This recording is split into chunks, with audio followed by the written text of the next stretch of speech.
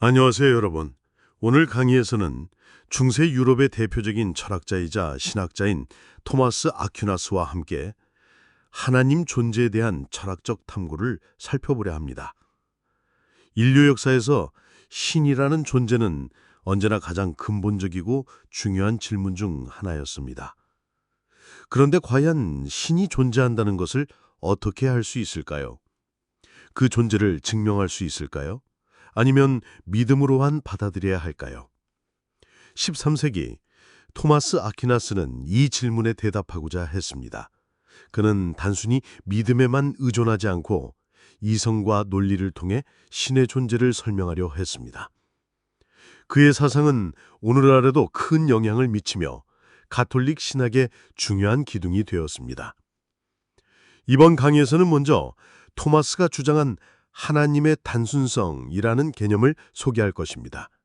이는 하나님이 우리가 흔히 생각하는 것처럼 여러 부분으로 이루어진 존재가 아니라 완전하고 변하지 않는 단순한 존재라는 의미입니다. 그리고 이어서 토마스가 제시한 하나님의 존재 증명의 5가지 길을 살펴보겠습니다. 이 5가지 길은 자연과 세계를 관찰하고 그 안에 숨겨진 이치와 원리를 통해 신의 존재를 이해하려는 시도입니다. 이 5가지 논증은 단순한 신앙 고백을 넘어서 철학적 사유의 아름다움과 깊이를 보여줍니다. 이 강의가 끝난 후에는 여러분이 신의 존재에 대해 조금 더 명료한 생각을 가지게 될 뿐만 아니라 중세 철학과 신학이 어떻게 서로 영향을 주고받으며 발전했는지에 대한 이해도 높아질 것입니다. 그럼 지금부터 토마스 아퀴나스와 함께 신이란 무엇인가? 라는 질문에 대해 깊이 있는 여행을 시작해 보겠습니다.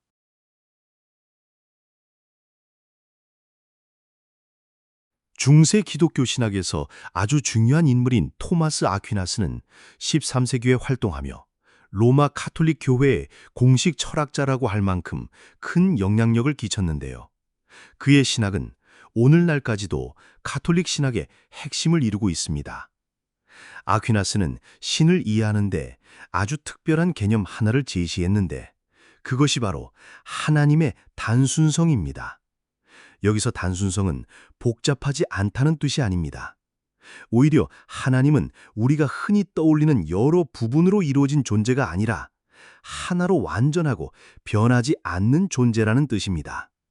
하나님은 본질과 존재가 완전히 일치하며 시간과 변화에 영향을 받지 않는 분이라는 거지요. 사실 이런 생각은 이전에 12세기 말 유대교의 철학자 마이모니데스가 주장했던 알 수 없는 하나님 개념과 비슷한 면이 있습니다. 그도 하나님을 단순하고 직접적으로 파악할 수 없는 신비로운 존재로 보았습니다. 흥미로운 점은 오늘날 많은 기독교인들이 토마스 아퀴나스의 이런 신 개념을 잘 모른다는 사실입니다. 왜일까요? 아마도 우리가 흔히 상상하는 수염난 노인이 하늘 보좌에 앉아 계신다거나 하나님이 울기도 하고 아브라함과 말다툼도 한다는 식의 이미지가 너무 강하기 때문일 겁니다. 이런 이미지는 시스티나 성당 천정화나 성경 속 이야기에서 나온 것들이지만 문자 그대로 받아들이다 보니 하나님을 너무 구체적이고 인간적인 존재로 오해하게 된 거지요.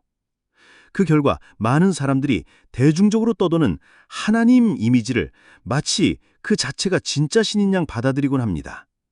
그런데 사실 그 모습은 고대 그리스 신화 속의 제우스 같은 신들과 별반 다르지 않습니다. 즉, 신을 너무 조잡하고 단순하게 상상하는 셈입니다. 이런 현상은 단순히 지식인들의 문제만은 아닙니다. 우리 모두의 상상력과 감수성이 얼마나 중요한지, 또 그걸 잃어버리면 얼마나 큰 차이가 생기는지를 보여줍니다. 현대에 와서 종교적 신화들이 점점 희미해지고 그 의미를 잃어버린 채 재미난 이야기 정도로만 남게 된 것도 바로 이런 이유 때문일 겁니다. 그래서 토마스 아퀴나스의 신개념, 특히 하나님의 단순성은 우리에게 신을 새롭게 깊이 있게 생각해 볼 수 있는 중요한 기회를 줍니다. 신을 단순히 인간과 비슷한 모습의 존재로 보는 대신 변화하지 않고 완전한 존재로 이해할 때 종교와 철학 모두에서 신의 의미가 훨씬 풍부해질 수 있습니다. 토마스 아퀴나스는 그의 대표작 신학 대전, 수마 테올로지에라고 하는데요. 신학대전 제1관 문제 3에서 하나님에 대해 이렇게 말합니다. 우리는 하나님이 어떤 분인지 알 수 없고 다만 하나님이 어떤 분이 아닌지는 알 수 있다. 이 말이 바로 신학의 시작점임을 생각해 보세요. 토마스는 하나님은 우리가 떠올릴 수 있는 어떤 것과도 다르다고 분명히 선언합니다.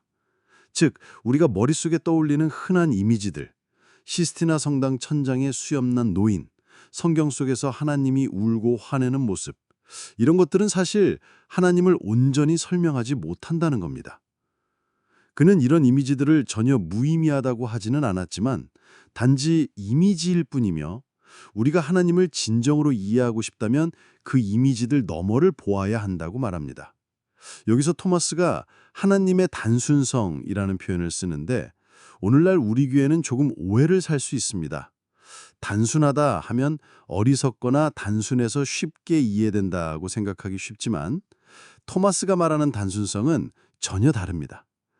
토마스가 말하는 단순성은 하나님은 부분이나 요소들로 나눌 수 없는 존재라는 뜻입니다. 즉, 하나님은 우리가 부품을 분리하듯 쪼갤 수 없고 하나님의 본질 안에 서로 다른 부분들이 따로따로 존재하지 않는다는 겁니다. 흥미로운 점은 토마스가 삼위일체 교리를 강하게 믿었다는 사실입니다. 하지만 그 삼위일체 역시 하나님의 세 부분이 아니라 하나님의 본질 안에서 세 위격이 하나로 일치하는 것이라고 이해했습니다. 그래서 삼위일체 역시 우리가 흔히 생각하는 세 명의 신 같은 것은 결코 아니라는 점입니다. 이처럼 토마스는 하나님을 우리가 일반적으로 떠올리는 모습이나 상징을 넘어 훨씬 깊고 신비로운 존재로 바라보도록 우리에게 요청합니다. 그리고 이런 관점은 많은 현대인과 심지어 많은 신앙인들에게도 충격을 줄 수 있습니다. 이제 하나님의 실제가 우리에게 얼마나 신비롭고 숨겨진 것인지 이야기해 봅시다. 우리는 흔히 하나님은 어떤 분일까 하고 궁금해합니다. 그러나 토마스 아퀴나스는 신학대전 1관 문제 12에서 다음과 같이 말합니다. 하나님의 실제는 매우 깊고 숨겨져 있어서 심지어 하나님께서 자신을 드러내는 계시조차도 우리가 쉽게 이해할 수 있는 명확한 진리로 단순화하실 수 없다. 즉, 하나님이 단순하다는 표현은 우리가 하나님에 대해 단순하고 명확한 말을 할 수 있다는 뜻이 아닙니다. 오히려 그 반대로 우리의 언어와 개념은 하나님을 충분히 담아내지 못한다는 의미입니다. 왜 그런 걸까요? 우리 인간의 언어는 사물을 부분과 범주로 나누고 구분하는 방식으로 작동합니다. 예를 들어 주황색 과일이라고 말할 때 우리는 과일이라는 범주를 먼저 생각하고 그 다음 색깔이라는 특성을 구분해서 주황색이라는 속성을 붙입니다. 이렇게 우리는 세상을 여러 조각으로 나누어 이해하고 설명하죠. 이러한 방식은 우리가 사는 물질 세계를 이해하는데 매우 유용합니다. 하지만 문제는 이런 분할과 구분이 하나님이라는 존재를 설명할 때는 오히려 걸림돌이 된다는 점입니다. 토마스 아퀴나스는 하나님은 무한하고 완전한 존재이기 때문에 인간이 사용하는 이런 나누기와 분류의 틀에 맞지 않는다고 말합니다. 하나님을 인간의 언어로 구분하려 들면 오히려 하나님 본질을 왜곡하고 축소시키는 결과를 낳습니다. 하나님은 우주의 근원이자 존재 그 자체이십니다. 토마스의 말대로 하나님은 esse summum subsistens, 즉 존재 그 자체이자 스스로 존재하는 최고의 존재입니다. 우리가 만나는 모든 사물과 존재는 이 하나님으로부터 존재를 받았습니다. 즉 우리 모두 존재라는 선물을 받은 셈이죠. 그래서 하나님은 인간의 개념이나 언어로 한정지을 수 없는 무한한 충만함을 가진 분이십니다. 그분은 그 자체로 완전하고 제한 없는 존재 그 자체이십니다.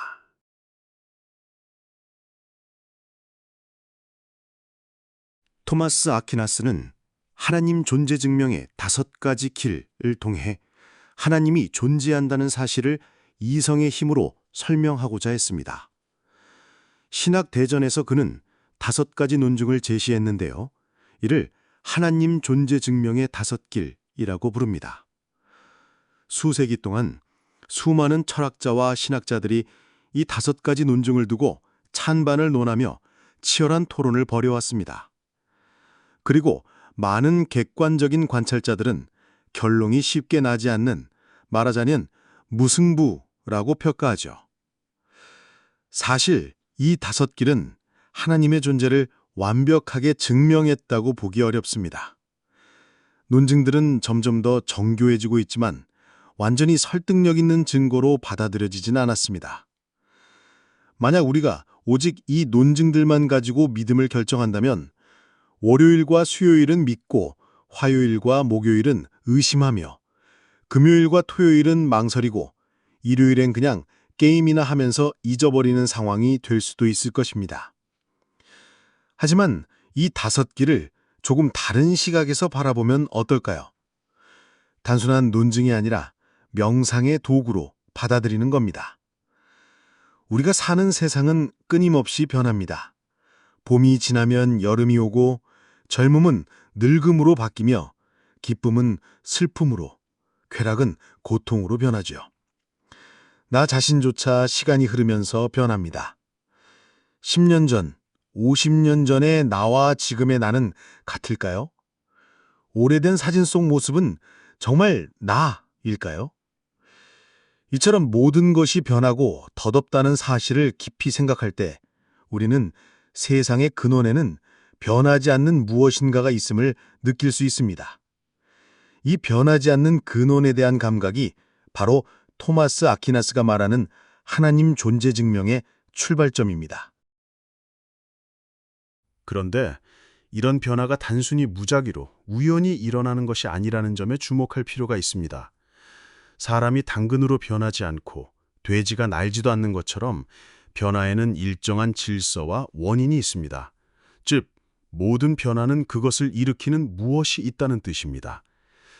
우리가 이 덧없음 속에서 명상할 때 변화의 배경에 있지만 변화 그 자체에 속하지 않는 변하지 않는 근본 실제에 대한 감각이 생길 수 있습니다.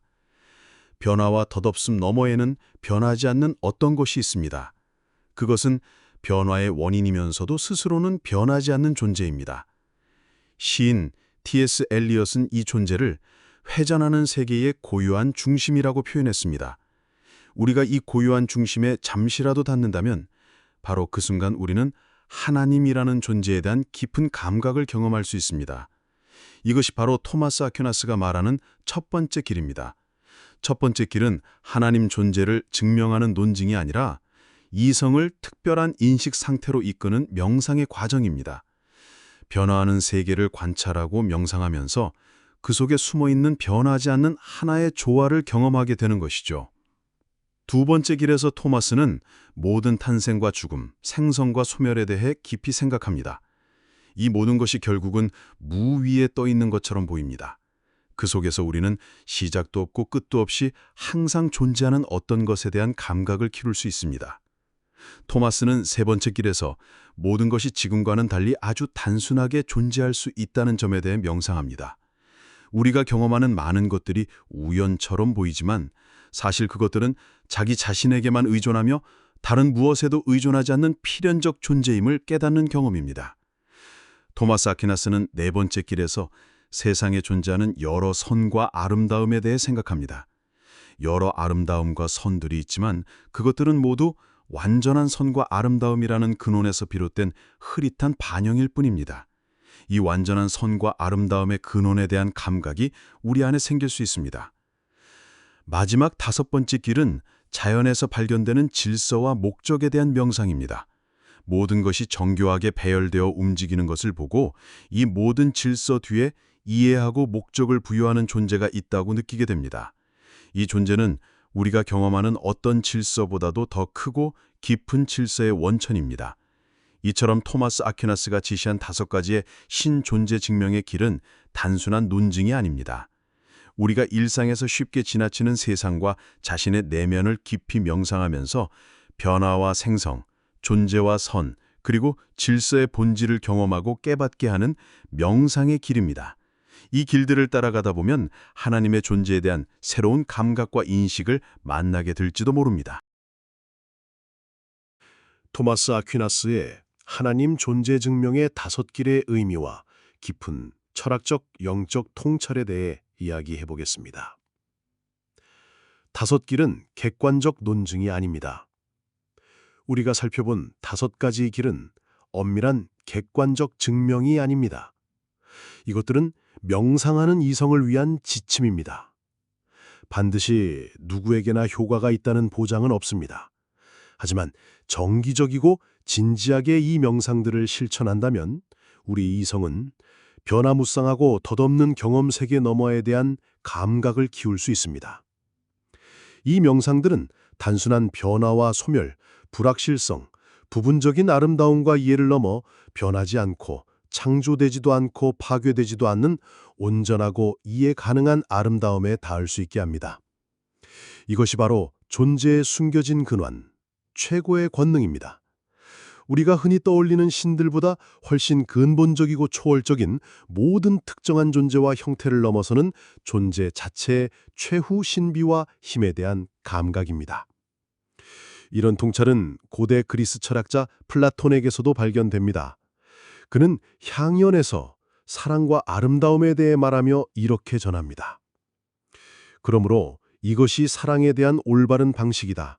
즉, 하나의 아름다움에서 시작하여 그 하나의 아름다움을 향한 계단을 점차적으로 오르며 그리고 이 삶에서 그 어느 곳이든지 사람이 살만한 곳은 그가 그 아름다움을 자신이 본다. 그러면 어떻게 생각하겠는가? 만약 누군가 그 아름다움을 순주하고 깨끗하게 혼합되지 않은 채로 본다면 그가 인간의 몸과 색깔 그리고 다른 죽을 것들을 떠나 신적인 아름다움을 본다면 그곳에서 그가 본다면 그것은 나쁜 삶일까? 아니면 그가 그 아름다움을 보고 그것을 다루는 것만으로 그가 아름다움을 보는 방법을 터득했다고 믿을 수 있겠는가? 그는 미덕의 형상을 만들어내지 않고 그저 그 형상을 만지는 것이 아니라 진짜를 만지는 것이다. 진정한 미덕을 만들어내는 자는 신들에게 사랑을 받을 자격이 있으며 만약 다른 누구라면 그는 분명 불사의 존재가 될 것이다. 그러므로 나는 주장한다. 누구든지 에로스를 존경해야 한다. 플라톤은 순주하고 신적인 아름다움에 이르는 사랑과 열망이야말로 인간을 가장 깊은 진실로 이끄는 길임을 이야기합니다. 14세기 영국 작가는 하나님을 무지의 구름 너머에 숨겨진 신비로운 실제라고 불렀습니다. 이 실제에 가까이 다가가는 것은 쉽지 않으며 오직 소멸시키는 사랑의 화살에 의해서만 영향을 받는다고 합니다. 즉, 완전한 아름다움에 대한 지식과 그와의 합의를 갈망하는 순수한 사랑만이 이 신비를 깨트리고 경험할 수 있다는 뜻입니다. 이런 깊은 깨달음과 경험을 가진 예언자는 단순한 마골사나 점쟁이가 아닙니다. 영과 마음이 변형되고 모든 언어가 무력해지며 모든 형상이 무의미해지는 실제에 의해 붙잡힌 존재입니다. 그가 본 환상은 단순한 환상이 아니라 보는 자의 존재 자체를 변화시키는 실제입니다. 전통에 따르면 바로 이런 예언자가 모세였습니다. 토마스 아퀴나스의 5길은 논리적 논증보다도 우리의 마음과 이성을 깊이 들여다보고 변화 너머에 변하지 않는 것과 만나도록 돕는 명상의 계단입니다. 그리고 그 너머에서 만나는 순주한 아름다움과 존재의 근원은 플라톤의 향연에서 말하는 사랑과 아름다움의 최상위 경험과 닿아 있습니다. 이 길을 꾸준히 걸으며 자신만의 깨달음을 찾아가는 것이 바로 이 강좌의 목표입니다.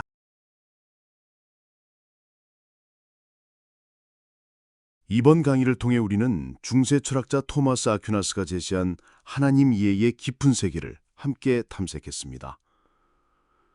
토마스는 단순한 믿음에 머무르지 않고 이성과 철학적 명상을 통해 신의 존재에 접근하려 했으며 이를 통해 신학과 철학이 조화를 이루는 길을 보여주었습니다.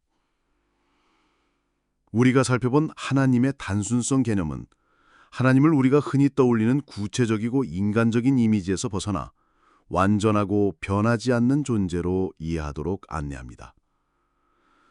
이는 신의 본질을 왜곡하지 않고 오히려 신비와 초월성을 깊이 성찰하게 하는 중요한 시각입니다. 또한 토마스 아퀴나스가 제시한 하나님 존재 증명의 5길은 엄밀한 논리적 증명이라기보다는 우리 이성이 세상의 변화와 질서 속에서 변하지 않는 근원을 명상하고 체험하도록 돕는 철학적 명상의 과정임을 확인했습니다. 이 5길은 세상과 자기 자신에 대한 깊은 사유를 통해 인간이 느낄 수 있는 신의 존재에 대한 감각을 깨워줍니다. 나아가 이 명상은 고대 플라톤의 순수한 아름다움과 사랑에 대한 통찰과도 맞닿아 있으며 초월적 실제와의 만남이 단지 이성적 이해를 넘어 영적 체험과 내적 변화를 동반함을 시사합니다. 결국 토마스 아퀴나스의 철학은 우리가 신을 단순히 외적인 존재로 보는 것을 넘어 내면의 깊은 명상과 깨달음을 통해 존재 그 자체이자 완전한 선과 아름다움에 이르는 여정을 제안합니다. 이 여정은 단순한 지식 습득을 넘어 삶과 세계에 대한 근본적인 태도 변화를 이끌어낼 수 있습니다. 따라서 신을 향한 탐구는 믿음과 이성이 서로 대립하는 것이 아니라 서로를 보완하며 인간 존재의 가장 깊은 차원에서 진리와 아름다움을 향해 나가는 길임을 오늘 강의가 보여주었습니다. 앞으로 이어질 강의에서 각 5길을 더 깊이 살피며 여러분 각자가 신과 존재에 대한 자기만의 의미 있는 깨달음을 발견하길 기대합니다. 다음 시간에 뵙겠습니다.